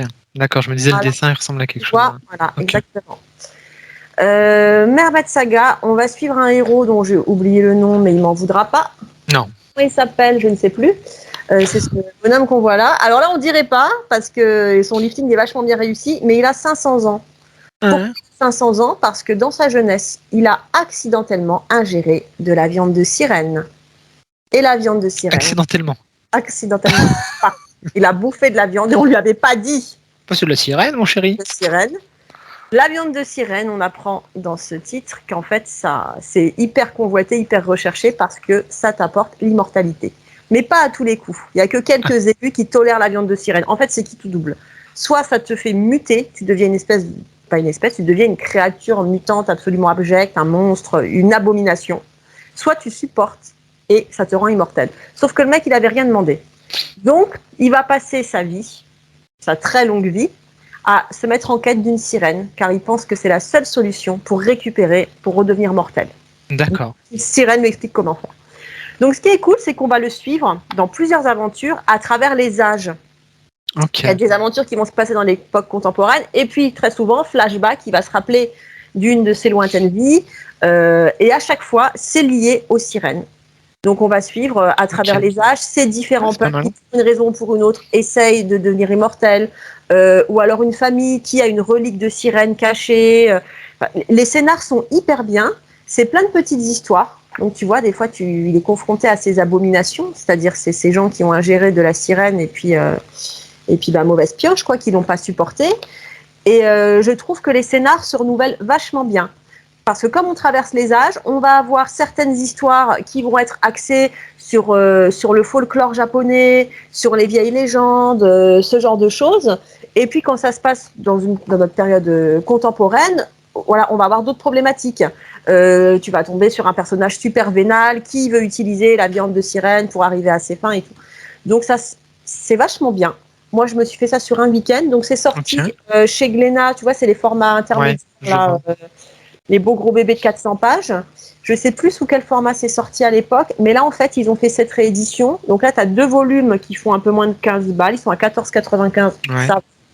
Et ces 2 volumes, c'est l'intégrale de Mermaid Saga. Je crois qu'à l'époque, il y en avait un qui s'appelait Mermaid Forest, je crois.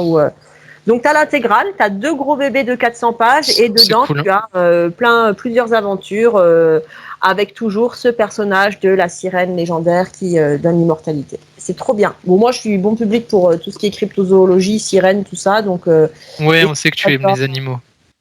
On sait pas les dans les BD. Hein. Les cryptides. Et puis en plus, j'aime bien Takahashi, le petit côté nostalgique où tu retrouves ce trait. Ouais, je vois ce que tu veux dire. Voilà. J'y serais pas forcément allé. Hein. Je suis peut-être pas le premier client pour ça, mais c'est vrai que tu l'as bien vendu et que du coup. Moi, je l'ai acheté parce qu'il y a des écailles qui brillent là. Ouais, waouh! Je m'en serais pas douté, tiens. La couverture et un titre doré. Non, mais voilà, quand j'ai vu Takahashi, j'ai dit, waouh, une histoire de sirène en plus et tout, ça se tente. Puis j'aime bien le format, quoi, ces petites histoires. C'est pas un gros truc. T'as ce fil conducteur quand même, il essaye de trouver une sirène.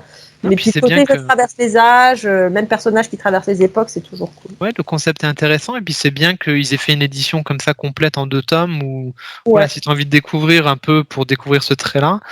Et ce genre d'histoire un peu classique, pour le coup, c'est une bonne qualité d'édition pour un bon prix, quoi.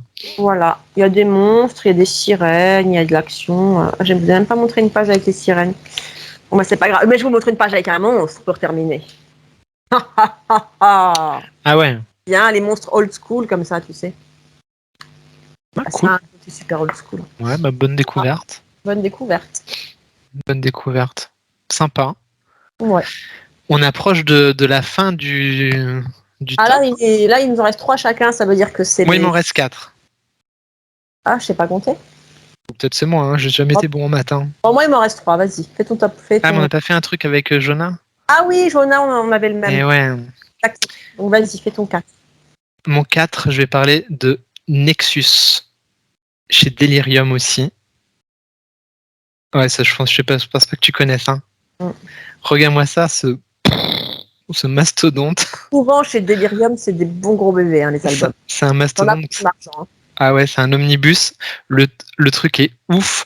Donc, alors la couvre, regarde-moi ça déjà, ce rétrographisme là qui est absolument dingo.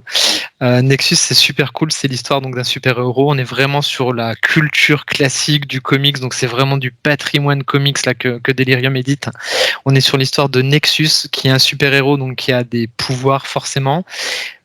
Son pouvoir est assez gigantesque, mais surtout cette capacité qu'il a, c'est qu'il va avoir des rêves, et dans ces rêves, il va avoir pour mission, en gros, d'aller tuer certains méchants, mais qui sont en fait souvent, je vais résumer grossièrement en disant des nazis, quoi, des mecs qui ont fait des crimes atroces, qui ont commis des holocaustes, qui ont exterminé des populations, vraiment le sale du sale, quoi. Donc, mais sinon, il ne tue pas. C'est vraiment ces rêves-là qui vont lui donner les visions et qui vont lui dire il faut que tu ailles sur telle planète, sur tel endroit. Il y a ce mec, c'est un tyran absolu. Il faut que tu l'extermines. On a des tyrans sur cette planète. Tu vois, c'est comme si demain il disait va exterminer. Je vais pas donner de nom parce qu'encore on va me traiter de gauchiste de merde. Mais voilà, il pourrait y avoir ce genre de choses. Pas de nom, ça suffit, Kevin. Non. Mais il en souffre, tu vois, il est humain, et il souffre de ça, et il est pris de grandes crises d'angoisse quand il fait ses rêves, donc on est obligé de le mettre dans un espèce de liquide qui le régénère de ses forces et tout. Et on va suivre comme ça, donc c'est un omnibus tome 1. C'est tome 1. Ouais, tome 1, c'est hyper fluide. En gros, ça, moi, il m'a fallu une journée complète du matin au soir pour le lire. Hein. Par contre, j'ai pas pu m'arrêter. C'est vraiment hyper prenant. C'est découpé à l'ancienne dans vraiment, tu sais, le style de parution qu'on pouvait avoir dans les magazines ou les fanzines. Ça a débuté en fanzine d'ailleurs, et je montrerai l'intérieur après. Donc c'est hyper fluide en termes de lecture. Tu sais, t'as pas des gros chapitres trop chiants. C'est hyper rapide à lire. C'est hyper bien structuré, pareil en termes d'histoire, pour que ton rythme il soit cohérent. C'est bourré d'humour avec des créatures, des monstres, comme ça se passe dans l'espace et sur d'autres planètes. Il s'en donne à cœur joie. Ça commence par du noir et blanc parce que ça a été diffusé sur une diffusion fanzine. C'est beau, hein. Alors, après, je vais te montrer la colorisation. Alors après, on a ces styles de dessin un peu classiques, mais le noir et blanc est absolument sublime. Je crois même que j'ai préféré la partie en noir et blanc, parce que ça renforce le trait, ça lui donne une espèce de puissance graphique comme ça qui est absolument colossale. Franchement, c'est majestueux. Donc, on est vraiment sur du classique, du comics à l'ancienne. Donc, forcément, c'est là qu'on va avoir les découvertes sur ce qu'on retrouve maintenant quand on voit du dessin de Sorrentino. Les premières recherches graphiques, elles étaient là par ces gens-là. Hein. Donc, c'est là où c'est intéressant en termes de patrimoine. Après, pour le coup, effectivement, on est sur un dessin très classique. Hein. Donc, il faut apprécier ce style-là. Voilà. Gros avantage quand même pour le coup, c'est que quand tu es pris dans ta lecture, c'est tellement fait avec brio, en fait c'est tellement maîtrisé de la part des auteurs que tu te rends même pas compte en fait que tu es en train de lire de quelque chose de old school parce que tu es pris dans ton histoire. Regarde, tu as des planches là du coup, tu vois. Les trucs old school comme ça, moi j'aime bien ce graphisme.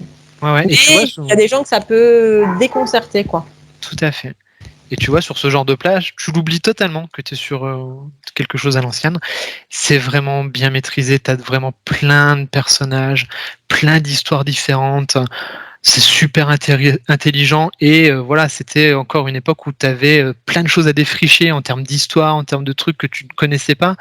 Tu as plein de choses qui sont en germe là-dedans que tu retrouves aujourd'hui en te disant ouais, les mecs, c'est des génies. Et en fait, tu as plein de choses, même du Alan Moore, tu vois. Il y a des choses où tu sens qu'Alan Moore, il a lu ces choses-là à un moment donné dans sa vie pour le retranscrire dans son œuvre après. Je disais Sorrentino, mais donc forcément du Jeff Lemire. Voilà, c'est de l'histoire du comics américain, c'est super intéressant. Non, américain, anglais, je dis des bêtises. Hein. C'était chez AD 2000, ça. Non, américain, je dis des conneries. Vous m'excuserez, il est tard. Hein. Donc voilà, c'est très très bon, c'est vraiment super. Voilà, c'est vraiment à lire. Si vous aimez le comics et que vous avez envie de faire votre culture classique, hein, allez-y, les yeux fermés. Ouais. Et que vous voulez un beau livre, hein, parce que Delirium, ils font toujours des super beaux albums. Ah ouais, les éditions sont vraiment trop bien. Ouais. Bon, moi, j'attaque mon top 3.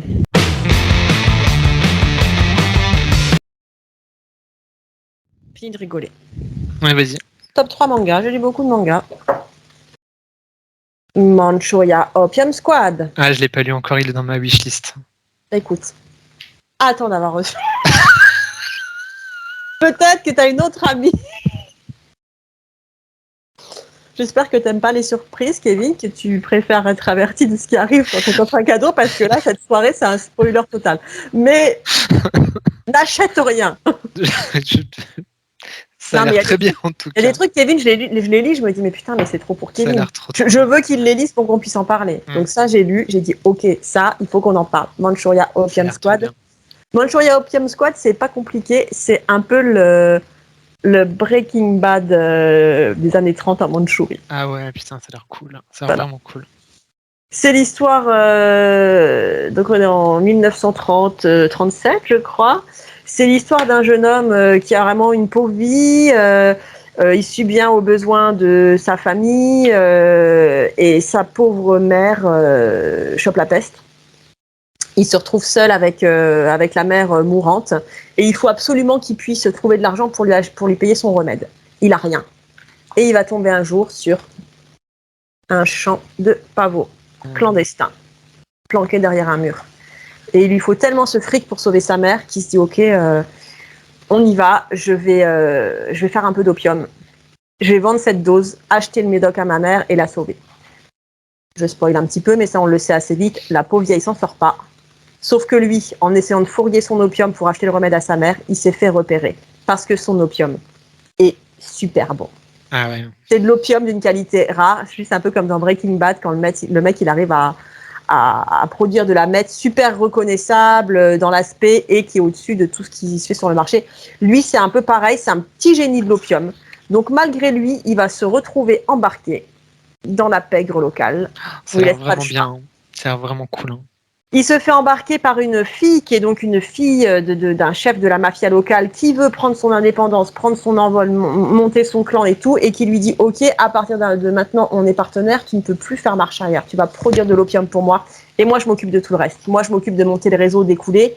Et en plus cette fille c'est une ambitieuse, mais pas une petite ambitieuse, elle a pour projet d'inonder le marché, d'inonder le pays, de devenir les number one de l'opium. Okay. Donc pour l'instant, c'est trop bien. Pour l'instant, donc pour adultes, évidemment, pour l'instant, il y a 3 tomes.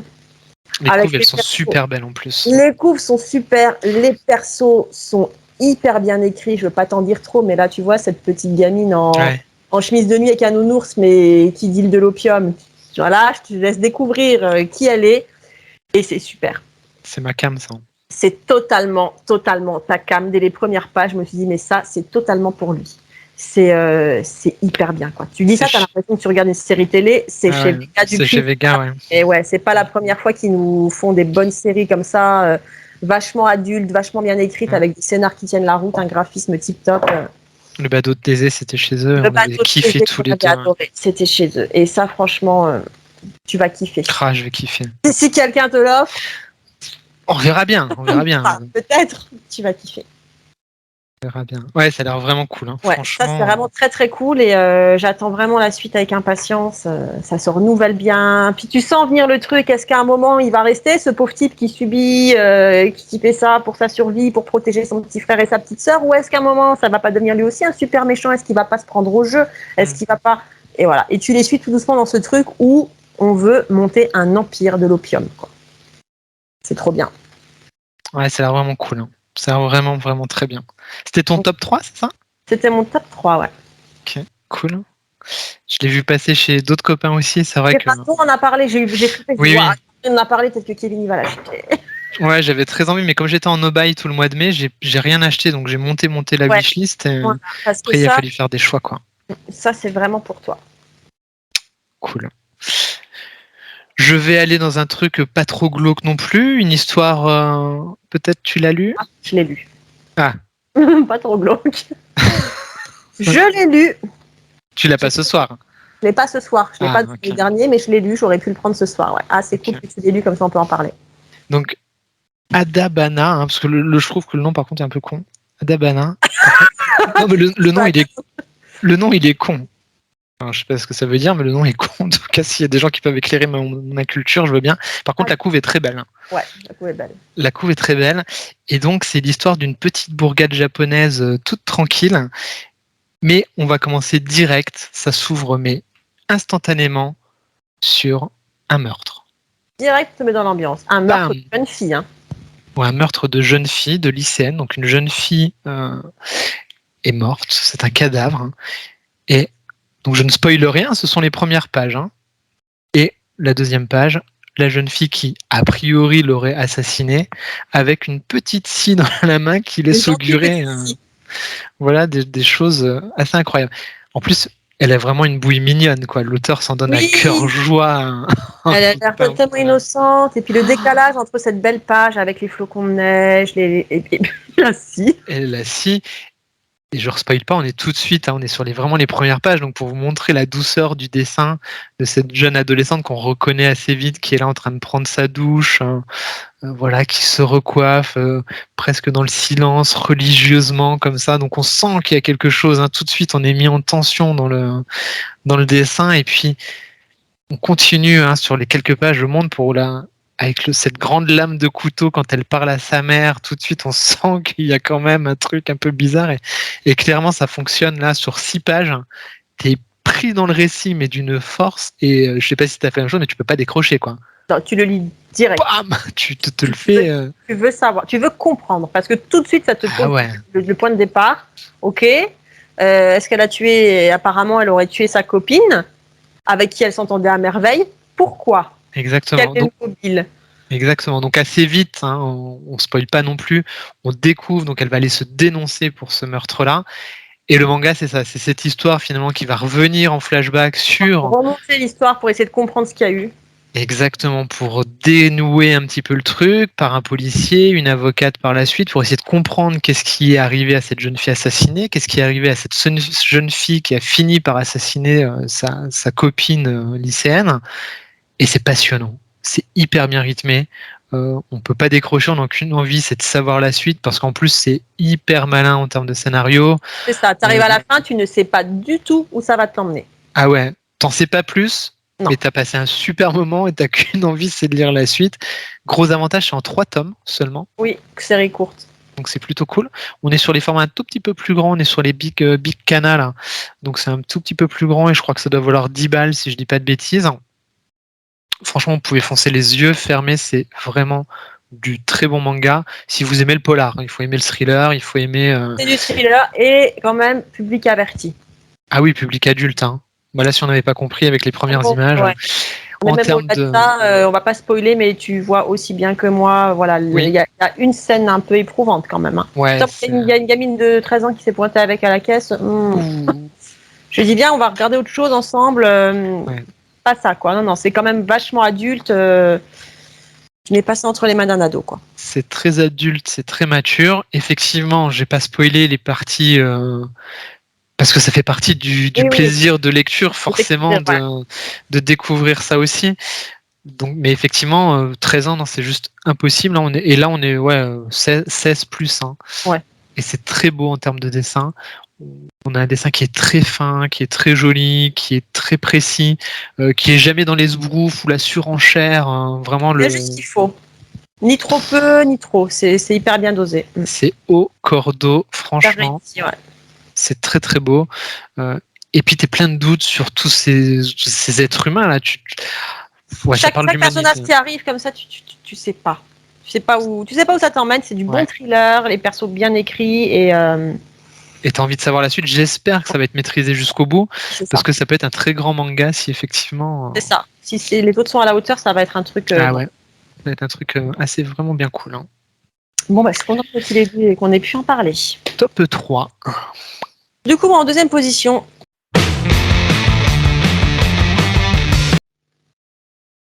Full Night. Ah, qu'est-ce que c'est? Je sais pas ce que c'est. Cool. J'aime bien quand je sais pas ce que c'est. C'est pour toi. Ah ouais? Je suis allée un peu au pif parce que j'ai vu la couve. Je dis ouais. Je serais pas forcément allé. Et bah franchement, c'est génial. Ah Full ouais. Night, ça se passe dans un futur lointain. Un nuage a recouvert la Terre. Il n'y a plus de végétaux. Il n'y a plus d'oxygène. Et des années plus tard, la science a trouvé un moyen de contourner ça. Ils ont trouvé un moyen de recréer du végétal sans lumière. Putain. Ce moyen, c'est de faire germer une graine. Mais le terrain pour la graine, pour qu'elle puisse se nourrir sans la lumière, c'est d'être implantée dans un corps humain. Et là, la graine se nourrit C'est bon. de ton âme. Bah, Ah putain, c'est bon. c'est bon, je t'en mets une caisse Ah de putain, c'est bon. Ils sont cons, mais c'est bon. Écoute, c'est trop bon. Ils sont trop doués. Putain, ils ont quand même beaucoup doués. d'idées. Ouais, franchement, les Japonais là. Ouais.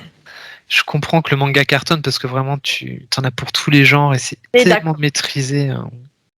La couve est un Quand peu même. dégueu, je trouve, par rapport à la qualité de ce manga. Ouais, la couve, elle fait pas forcément envie. Ouais. Voilà. Et en fait, le scénar est hyper chiadé. Donc, ils ont trouvé cette méthode. Ils ont revégétalisé le monde pour permettre aux gens de survivre. On est quand même en mode survie post-apo. Hein. Ça veut dire que les gens, ils vont pas faire du shopping au centre commercial le week-end. C'est tout le monde essaye de s'en sortir avec ce qu'il a. Ouais, ils vont pas chez Primark, quoi. Que d'autres, mais il y a beaucoup de gens, tu vois, qui survivent à peine. Et donc, tu évolues dans un monde où chaque plante qui est autour de toi, ça a été un humain. Et ce qui est génial et que tu vas kiffer, mon petit Kevin, c'est la transformation. Elle se fait pas du jour au lendemain. Tu commences un jour, tu as une petite feuille qui sort de la peau, puis une branche. Et en fait, la transformation prend 2 ans. Pendant ces 2 ans, tu es libre de vivre avec ta famille, de faire ce que tu veux. Et on se retrouve avec ce genre de décor. Je ne sais pas si tu vois. Donc tu vois, les gens dans le métro, en ville, partout, sont entourés d'espèces d'hommes végétaux comme ça. Donc des gens qui sont en fin de métamorphose, qui peuvent plus parler, qui peuvent plus communiquer, qui, ça y est, sont en train de devenir des végétaux. Ah putain. Quand je te dis que le scénar, je te raconte un peu sans vouloir trop t'en raconter. Ah, c'est ouf, j'aime bien. C'est génial. C'est quand même régi par des règles. Le gouvernement encadre ça. Évidemment, on va pas foutre la graine dans n'importe qui. On va mettre ça dans une personne mourante. Tu sais que tu es condamné. Tu peux faire don de ton corps, accepter une graine. On t'implante la graine. En contrepartie, le gouvernement te rémunère, te fait un gros chèque. Ce qui fait que les gens qui sont en fin de vie, qui sont condamnés par des maladies graves et tout, voilà, ils arrivent à subvenir aux besoins de leur famille. Ils se font implanter. Ils vivent encore quelques temps avec leur famille. Puis tout doucement, deviennent des plantes. Et nous, on va suivre les aventures de ce jeune héros. C'est un jeune homme qui a vraiment pas de chatte dans la vie, un héros comme on l'aime bien.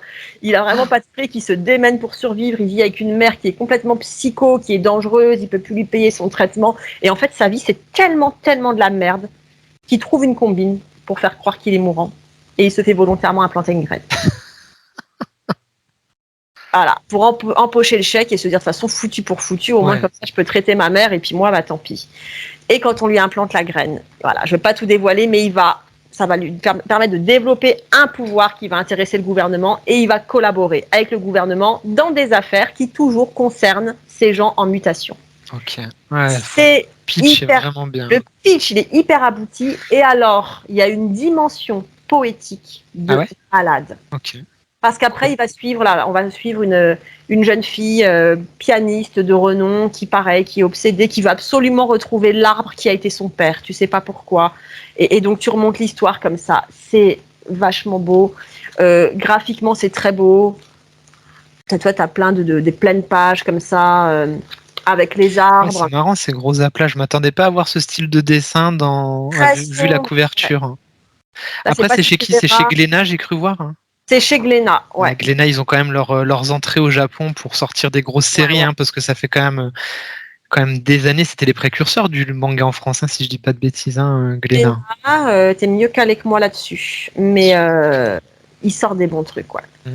Et tout est beau, tu vois, graphiquement c'est beau, il y a une dimension poétique, tout est bien, quoi. C'est un peu horrifique, je pense que c'est quand même pour adultes, pour pas passer à côté. Oui. Ma fille me parle en langue des signes, tu vas dormir ? Moi, tu veux dormir avec moi parce que papa ronfle.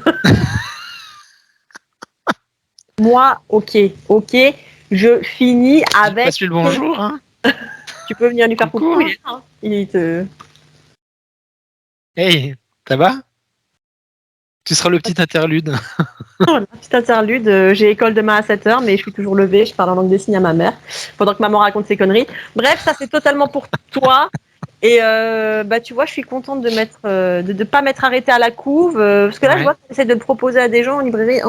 La couve, elle est pas. La couve, elle est pas folle. Hein. Mais le pitch, franchement, c'est un truc, ça présage une série de très très bonne qualité. 2 questions pratico-pratiques. Est-ce que tu sais combien il y a de tomes qui vont sortir ou pas du tout? Je sais pas. Ok. Et est-ce que le prix, c'est. Je prépare jamais rien. Non, mais on s'en fout, on ira chercher.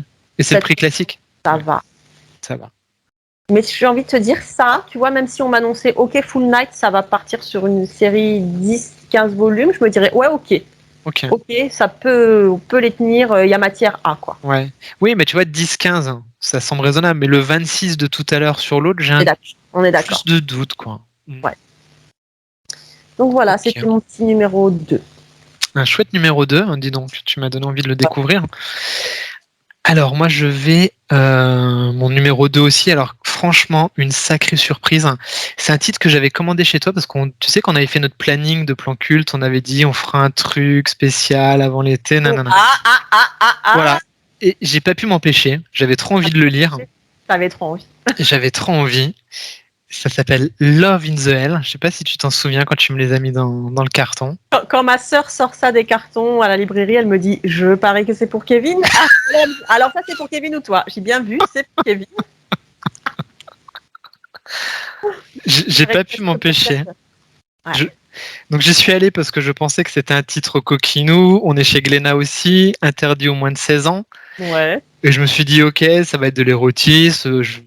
On se doute de ce que c'est ce genre de truc. Il est en numéro 2 sur tout ce que je viens de te montrer. C'est absolument génial. Et c'est tellement bien. Écoute, j'étais sur le cul. J'ai lu les 3 d'affilée en rentrant de la plage il y a 2 jours. C'est génial. Derrière ces petits titres où t'attends quelque chose et en fait, c'est pas du tout ça. Mais écoute, t'es épaté par ce que tu trouves. Ouais. Ah mais vraiment. Alors, ça commence très con. On a un héros un peu pour faire la transition avec le tien de tout à l'heure, qui est un espèce de loser, qui a une vie un peu merdique, et ça commence, il meurt. Voilà, il meurt très bêtement, il tombe comme un con et il meurt. Voilà. Et donc il va aller en enfer directement. Oh le pauvre. Voilà. Et en enfer, eh bien en fait, tu as un petit démon qui s'occupe de chaque pécheur comme ça. Chaque pécheur qui arrive en enfer a un démon. Et pour expier ses péchés, eh ben, tu vas devoir subir des supplices corporels ou des supplices tout au long de ta damnation, des châtiments, pour expier tes péchés. C'est elle, la démon? C'est elle, sa démon, et c'est son premier pécheur, forcément. C'est le premier dont elle doit s'occuper. Donc en termes de dessin, c'est super mignon pour le coup, ça marche très bien, on est sur un dessin un petit peu léger mais qui colle très bien à l'ambiance. Donc tu vois là, au début ça commence, t'es sur les premières pages, il touche un petit peu les cornes, et puis tu penses que ça va partir en truc un petit peu hentai ou un peu trop coquinou, parce que tu vois ce genre de page. Qui se moque un peu des codes donc du... Ouais, exactement. Et donc on va suivre leur histoire à tous les deux finalement, qui lui arrive en enfer, il ne sait pas pourquoi il est en enfer. Pour lui, il n'a rien commis de grave, il n'a pas commis de péché. Et elle connaît son secret, mais c'est son premier pécheur. Donc, il va y avoir plein de petits trucs, donc plein de personnages secondaires qui sont super bien écrits. T'imagines que l'enfer, c'est en fait une vraie ville avec ses commerces, avec sa monnaie. Si tu veux ta monnaie, il faut que tu subisses des châtiments. T'as une espèce de carte de fidélité. Ah, trop bien! Trop bien. Forcément, les pêcheurs qui sont en enfer, qui étaient des anciens sadomasochistes, se régalent, ils sont pétés de thunes, ils ont accès à des super belles maisons. Mais c'est mort de rire. La première heure, je commande. Redis-moi le titre. C'est Love in the Hell. Love in the Hell. Ok, demain matin, je me le commande. Donc, ça marche très bien. Et là où j'ai été complètement bluffé, c'est que c'est en 3 tomes. Et le dernier tome, quand on lui révèle ce qu'il a commis comme péché, c'est hallucinant. C'est d'une beauté. C'est fini en 3 volumes. Je t'avoue, j'ai eu les poils quand on est sur son péché et ce qui s'est passé. Il y a une espèce de flashback. Ah, je suis tombé mais sur le cul. Tu me l'as trop bien vendu. C'est génial. Franchement, c'est à lire absolument. Il y en a pour 18 balles. T'as quoi 600 pages de lecture, même un peu moins, 500 pages. Et c'est un pied monumental. Alors oui, il y a un petit peu de coquinou, mais c'est franchement pas le gros du truc. C'est fun, c'est léger, t'as des petites histoires sur des scénarios qui se tiennent super bien, c'est très con par moment, et ça reste super intelligent, le final est vraiment bluffant, les personnages sont bien écrits. Franchement, mais quelle bonne surprise que ce titre. Franchement, j'ai envie de dire, jetez-vous dessus avant que Glennan ne l'édite plus, parce que c'est le genre de truc. Qualité de Glénat, pas que, hein. Pas que. Mais Glénat, on a connu des débuts de série, même en comics, hyper prometteurs, et puis d'un seul coup, terminé. Ouais, alors franchement, mais quelle belle surprise. Oh là là, ce mais tu vois, comme tu dis, quand on voit les couves, on se dit c'est un truc un peu sexy, coquinou, ou alors c'est limite girly, ado, on sait pas trop, mais on s'attend pas à un truc comme tu viens de le décrire. Puis les couves sont pas forcément super belles, tu vois, par rapport au dessin à l'intérieur, la couve. Un peu old school, ouais. Ouais, c'est pas foufou en termes de couverture. Oh, qu'est-ce que c'est bien. C'est super bien. Et c'est drôle. Hein.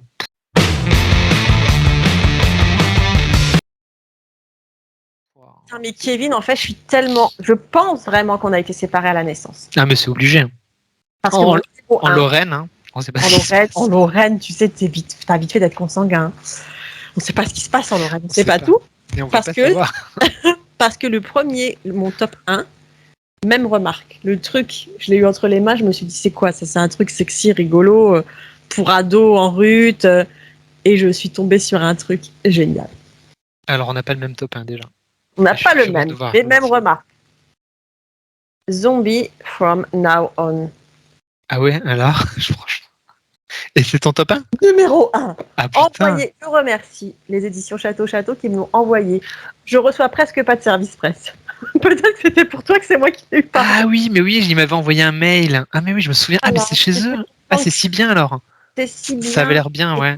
Moi je l'ai reçu, je me suis dit ouais, pareil. Alors je dis là, une chance sur deux, soit c'est un truc un peu girly, tu vois quand tu vois le 2. Soit c'est un truc carrément un peu sexy, rigolo, avec la couve rose flashy. Ça a l'air très cool. Hein. J'étais contente de les recevoir, puis après je me suis dit, ouais, quand même, tu vois, je les ai laissés traîner quelques temps parce que je dis, ouais, bon, ça va, les filles à gros néné, machin, pas maintenant. Écoute, j'ai passé un moment. Ah ouais, ça avait l'air bien, ouais. Le pitch est le suivant. C'est pour ça que ça ressemble, tu vas voir, ça fait un peu penser à celui qui vient de nous présenter. Le pitch est le suivant. On est dans un monde qui a vécu l'apocalypse zombie, mais où les humains s'en sont tirés. Donc les humains revivent à peu près normalement, si ce n'est que de temps en temps, quand tu te retrouves en race campagne, il va y avoir un panneau « Attention zombie », un peu comme nous, il y a « Attention traversée de biches ou de sangliers ». Auquel cas, il faut te dire que peut-être, tu vois, il reste encore comme ça quelques petits zombies errants qui peuvent te tomber dessus, mais sinon c'est éradiqué. Et on va suivre cette petite héroïne qui est mannequin bikini.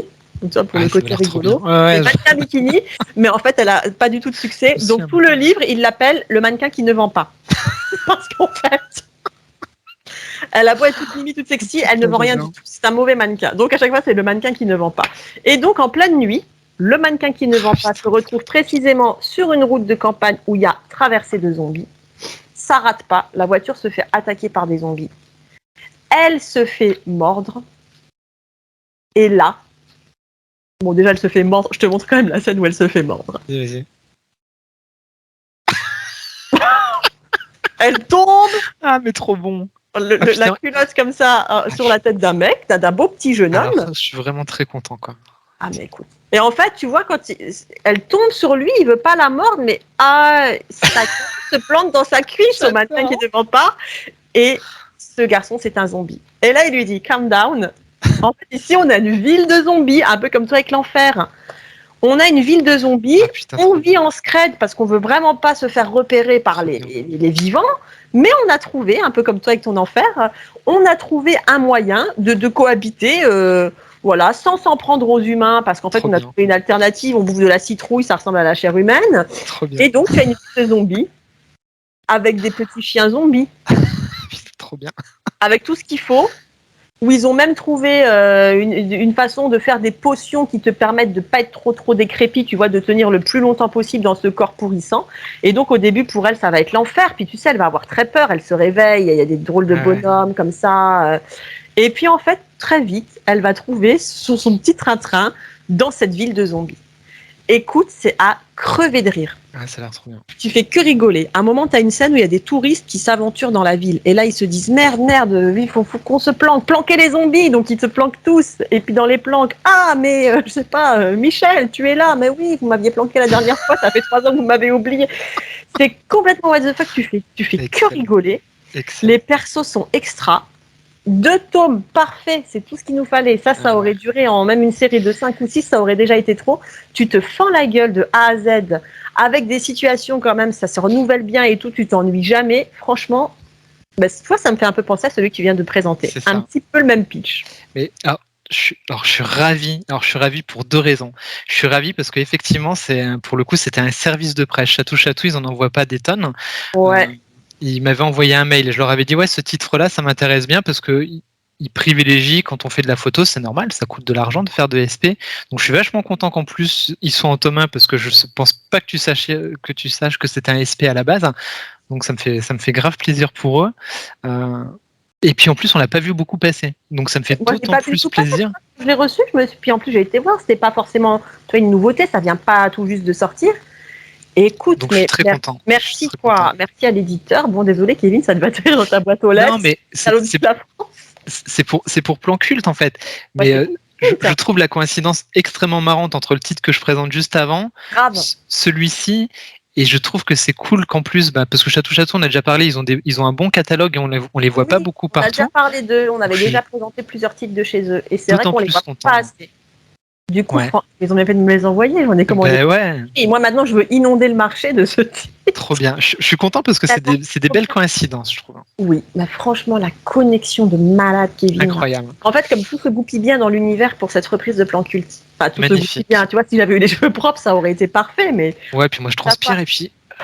Sur quel but? Moi, il y a ma fille qui me fait passer des petits mots discretos. Là, on va au lit. Et bien, juste après le top 1 de Kevin, on va peut-être se faire un épisode de Superstore avant d'aller au lit. Même si demain il y a école et que ça pique les yeux. Tu sais, là, moi, à partir du mois de juin, je suis une mauvaise mère. Ouais, de toute façon, il n'y a plus personne qui va à l'école au mois de juin. Non, avec un peu de chance, il y aura un cas contact Covid dans la classe. Et puis ça de toute façon, ils font quoi? Ils jouent au Monopoly, ils apprennent à devenir capitalistes. Ah, mais Kevin, t'es con. Exactement. Ils apprennent à danser la Zumba pour la danse de l'école. Ouais, donc... Bref, le top 1 de tonton Kevin et après on va au lit. Ouais. Alors, top 1, mais un coup de cœur, mais alors, on change d'ambiance totalement. Ouais. Totalement. Et c'est, mais d'une beauté absolue. Je ne l'ai pas encore vu, je le veux déjà. Là.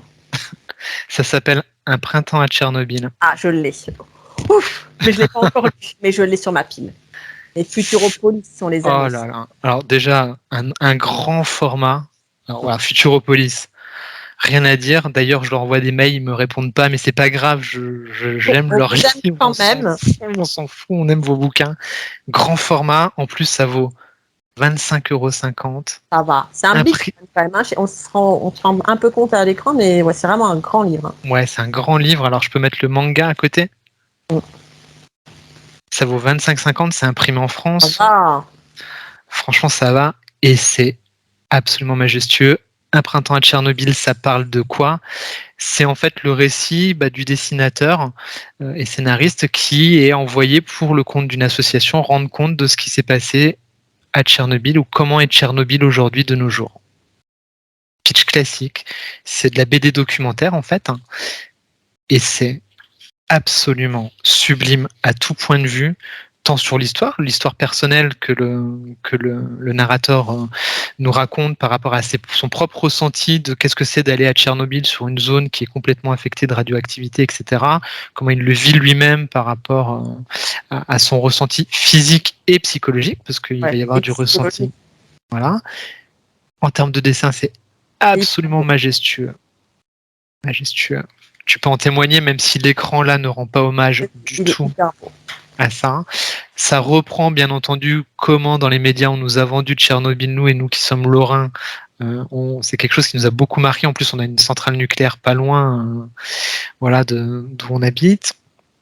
C'est absolument sublime parce que quand il va commencer son voyage finalement en Ukraine, donc en plus ça fait écho à la situation actuelle, c'est démentiel. Et c'est cette BD là, si tu veux, la BD c'est le 9e art, on parle souvent du cinéma, de qu'est-ce que c'est un art. L'art finalement c'est retranscrire la vie à travers un média, la peinture, l'opéra, la musique, le cinéma. Le cinéma c'est capter la vie, le mouvement. Et cette BD-là, mais alors s'il y a une BD qui doit dire ce que c'est le 9e art, c'est cette BD-là, mais alors c'est d'une beauté, c'est tellement majestueux et tellement il capte ce que c'est le vivant et l'essence du vivant alors qu'il est dans le paysage de la mort la plus totale finalement, cette mort qu'on ne voit pas, donc alors le rapport en plus avec notre mort à nous qu'on ne voit pas au quotidien mais qui est bien son ombre au-dessus de nous, c'est sublime, c'est poétique, c'est intelligent, c'est touchant, c'est à avoir absolument dans sa BD texte, c'est à lire, c'est vraiment d'une beauté.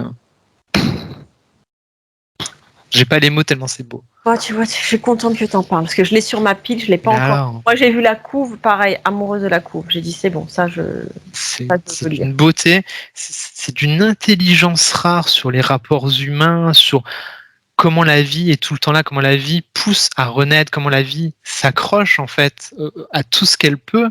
Ouais. Oh là là. C'est un livre sur la résilience. Mais totalement. La couve, elle est belle. C'est sublime. Tout est sublime.